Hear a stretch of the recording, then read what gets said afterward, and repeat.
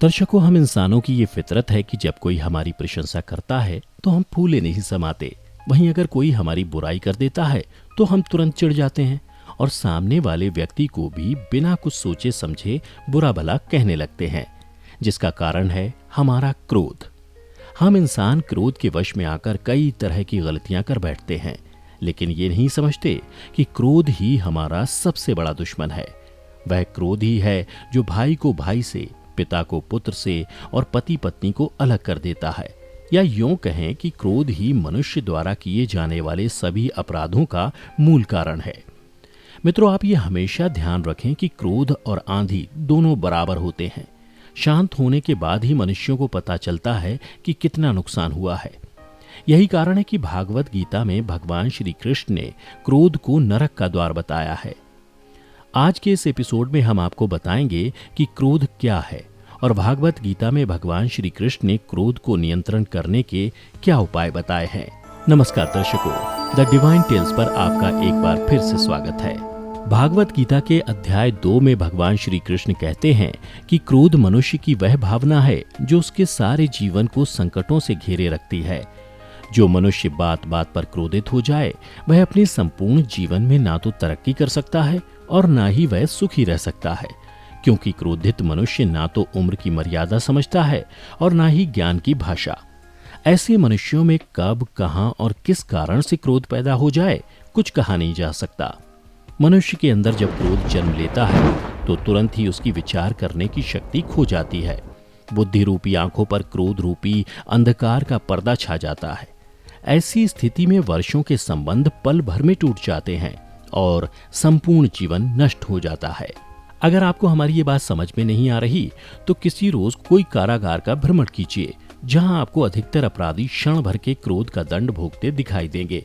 और इससे भी बड़ी विडंबना यह है कि अधिकतर मनुष्य क्रोध से होने वाले नुकसान के बारे में जानते हुए भी समय आने पर क्रोध पर अंकुश नहीं लगा पाते। वह बार बार क्रोध न करने का प्रण तो लेता है, परंतु जैसे ही उसकी कोई इच्छा की पूर्ति नहीं होती या फिर कोई व्यक्ति किसी काम में उससे आगे निकल जाता है तो वह क्रोधित हो उठता है। मित्रों, अब यहाँ ये सवाल उठता है कि क्रोध वास्तव में है क्या और यह क्यों जन्म लेता है और मनुष्य क्यों इस पर अंकुश नहीं रख पाता। तो चलिए मैं आपको एक उदाहरण के जरिए समझाता हूँ। उदाहरण के लिए आप सभी ने देखा होगा कि एक छोटे बालक को जब किसी वस्तु की इच्छा होती है और उस समय उसे वह नहीं मिलती या कोई उसे भयभीत करता है तो वह प्रतिक्रिया देता है। बालक की प्रतिक्रिया क्रोध है, क्योंकि बालक निर्बल है, निसहाय है। बालक अपने से बड़ों को अपने वजूद का एहसास करवाने का प्रयास करता है। ऐसे ही जब मनुष्य बड़ा हो जाता है तो उसके मन में कुछ पाने की इच्छा घर कर जाती है, और जब उसकी वह इच्छा पूरी नहीं होती तो वह क्रोध के वश में आ जाता है। फिर उसकी सोचने की सारी शक्ति छिन्न भिन्न हो जाती है और वह कुछ ऐसा काम कर बैठता है जिसे वह शांत मन में नहीं करना चाहता था। अर्थात क्या क्रोध वास्तव में केवल बालक जैसे व्यवहार का नाम नहीं? इसके अलावा जब मनुष्य के अहंकार को घाव होता है या जब उसे किसी से भय लगता है या फिर जब कोई वस्तु उसे प्राप्त नहीं होती, तब मनुष्य को क्रोध आता है, ठीक किसी बालक की भांति। फिर भी हम बालक की भांति क्रोध करना बंद नहीं करते। मनुष्य अपने अनुभव से जानता है कि क्रोध से कभी कुछ प्राप्त नहीं होता, चाहे वह सम्मान हो या संपत्ति हो, प्रेम हो या सुरक्षा हो, क्रोध से नहीं मिलता। मिलता है तो प्रयासों से, कार्य करने से, बुद्धिपूर्वक विचार करने से। फिर भी मनुष्य थोड़ा सा कारण मिलते ही क्रोध कर बैठता है। अर्थात क्रोध वास्तव में कुछ नहीं, हमारी बालक बुद्धि का नाम है। जैसे ही हम इतना स्मरण में रखें कि हम बालक नहीं, बालक जैसा व्यवहार हमें शोभा नहीं देता, वैसे ही क्रोध स्वयं ही बंद हो जाता है।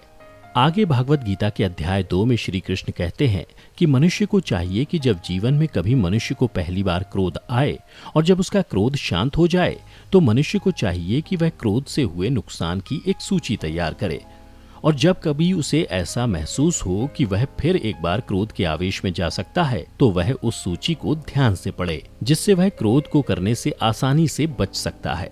इसके अलावा भागवत गीता के अध्याय 3 में श्री कृष्ण यह भी बताते हैं कि जब कोई मनुष्य किसी वस्तु या व्यक्ति के बारे में निरंतर सोचने लगता है तो उसके मन में वह वस्तु के प्रति धीरे धीरे लगाव उत्पन्न हो जाता है और लगाव से इच्छा उत्पन्न हो जाती है और जब उसकी वह इच्छा पूरी नहीं हो पाती तो क्रोधित हो उठता है।